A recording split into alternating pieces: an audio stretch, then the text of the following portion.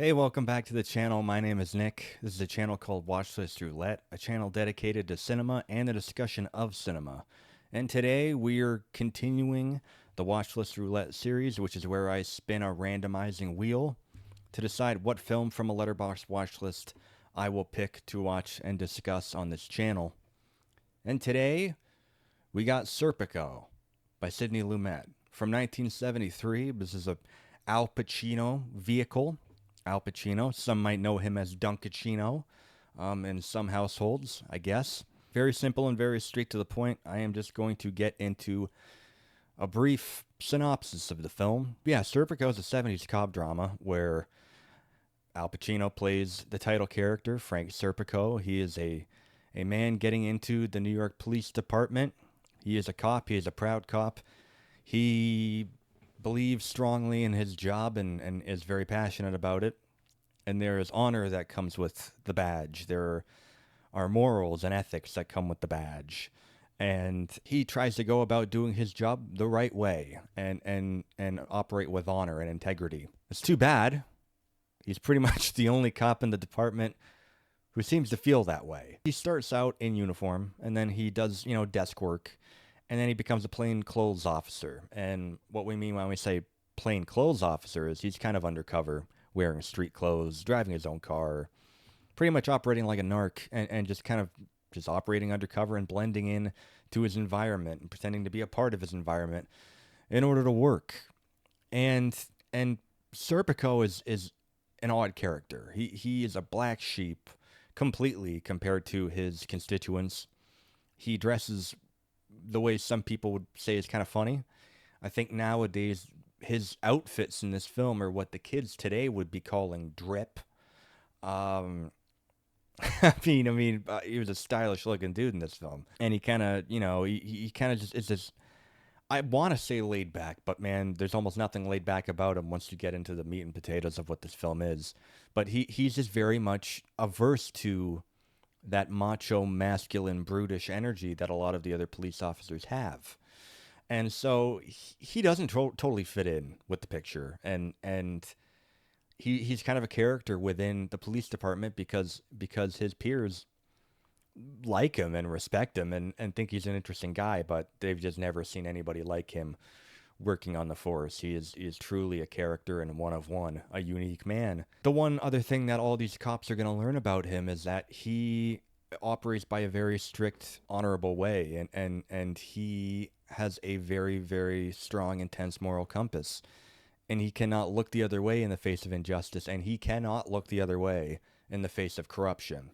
And he is surrounded by corruption. The whole structure, everything top to the bottom of the New York Police Department that he's working in is totally corrupt. They are taking money and they are taking bribes, and they are often looking the other way in instances of criminal activity if they get paid, and they all kind of take a cut from this pot and continue to make money on the side to benefit themselves, but are not really doing the job a police officer should be doing. And he cannot operate in good faith all the while this is happening. And it gets to the point where he, along with maybe one or two other characters in this film, work on kind of launching an investigation inward into the corruption of the police department, kind of, breaking it down from the inside. And Mr. Serpico is going to make many enemies doing this. Again, if he wasn't a black sheep already by the way he carried himself and his personality, he has become a black sheep and a pariah within the police department for exposing them of their wrongdoings. It just gets more and more complicated from there, as of course it does. That's pretty much my synopsis of Serpico. First of all, this is going to be like one of the shortest reviews I've ever made because I feel like there's not a whole lot of new, kind of in the Big Lebowski, new shit has come to light. Well, I don't know how much new shit I can bring to light about a film like this, but I can tell you how I feel about a film like this and my connection with it. I am a sucker for 70s, 80s police dramas, police procedurals, especially when you've got a police officer swimming upstream, just going the wrong way. Often in films like this, the captain might shout at him, you're a loose cannon. And nobody calls Serpico a loose cannon in this film. But they might as well be. But it's like an inverse, bizarro world where he is a loose cannon because he's the only one looking out for truth and honesty and operating with integrity. The rest are scummy. So it's not necessarily your standard 70s, 80s police drama where one cop is breaking the rules in order to bring criminals to justice. He is trying to do everything right and play by all the rules against a department that is completely corrupt and shady top to bottom. It can be a little bit frustrating a film like this. I mean, you're frustrated on behalf of the character. He is going from station to station within the department, being transferred from one division, going to another, and being like, is this one clean? Is this one the way we should be doing things? And the captain says, of course.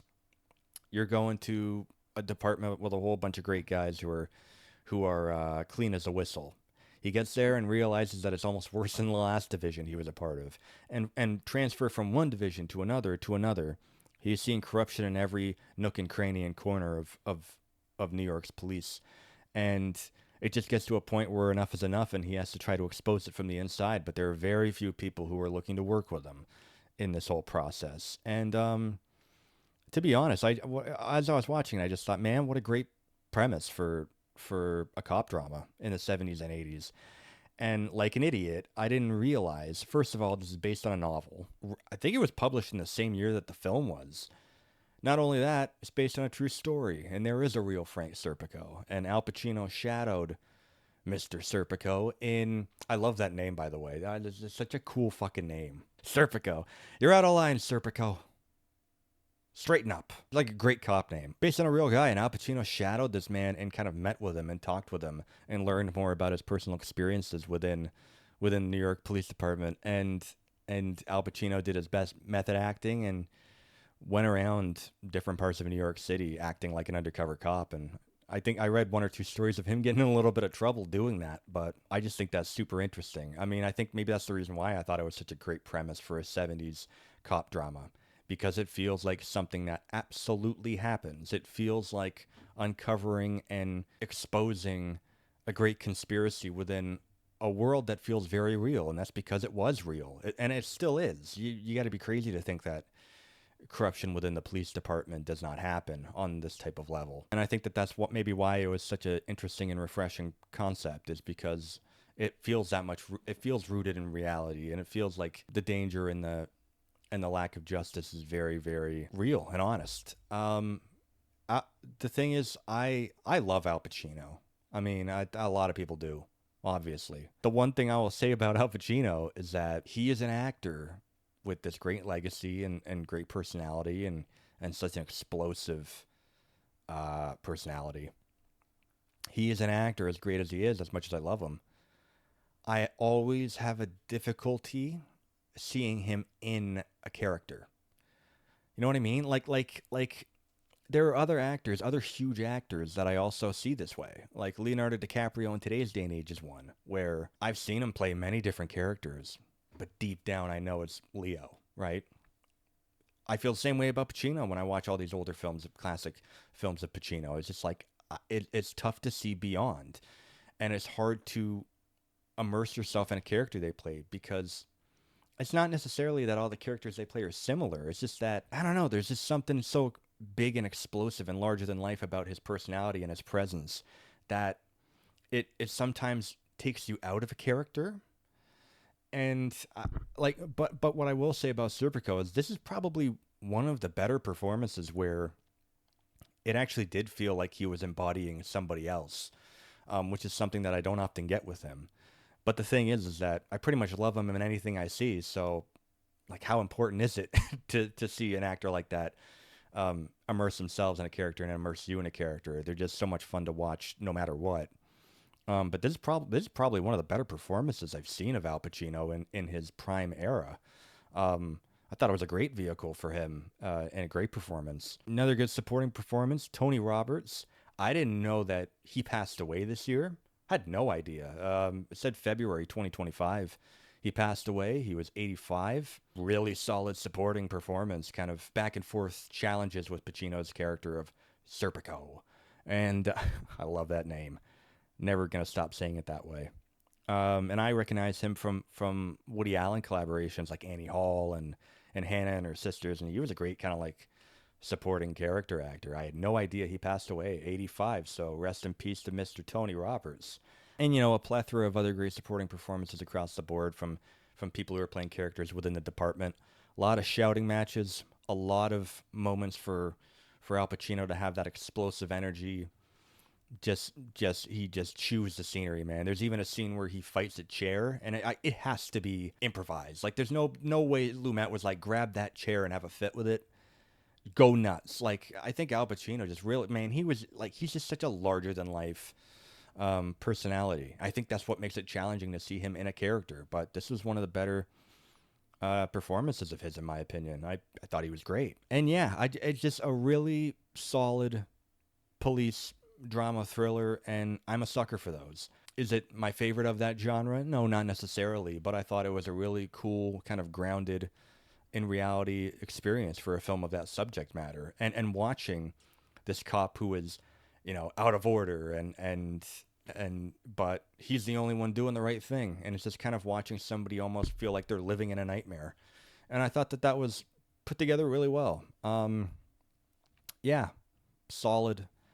A lot of fun, sometimes frustrating because of the lack of justice and how much corruption is in a public service like the police. But yeah, I had a feeling I would dig it, and I definitely do. The next film we're gonna be talking about on Watchlist Roulette, I actually don't know yet because we're gonna be doing a video where I'm just gonna put together a video of me randomizing all the films and spinning the wheel with you, and we're gonna pick a new slate of films for the month of April. So maybe within the next couple days, we're gonna have a new video coming up where I'm just gonna be spinning a Wheel of Fortune type esque wheel with a bunch of films on it and seeing what we get going forward. Hell yeah, this is like the rustiest video I've done in ever. Hopefully next time I have juice in me, because right now I feel flat as a pancake. And we will be picking a new slate of films to be doing, which I'm quite excited to do. I always have a lot of fun doing these. If you like this video, you can hit subscribe to see more stuff like this. You can hit the like button because I'm pretty sure that is a positive action to take for me and everybody and everything. I think, I don't know. Some like reviews, discussions on newer films as they come out this year so far. We're hitting the end of March. It's been dire. Like I haven't seen many new films that have really, really caught my eye. It's just really waiting for like the first great film of 2025, and just still waiting, just still patiently waiting. There's one or two films I saw at TIFF last year which I thought were really great that come out later this year, but outside of that, still waiting for some new films to really hit, and yeah, so that. More Watchlist Roulette films and discussions on them coming up. The randomizer video with the great roulette wheel, that'll be coming up. And going to be working on some other videos and other projects all along the way. All along the way. That's a David Lynch thing. R.I.P. Yeah. So anyways, take care of yourselves. And I'll see you later.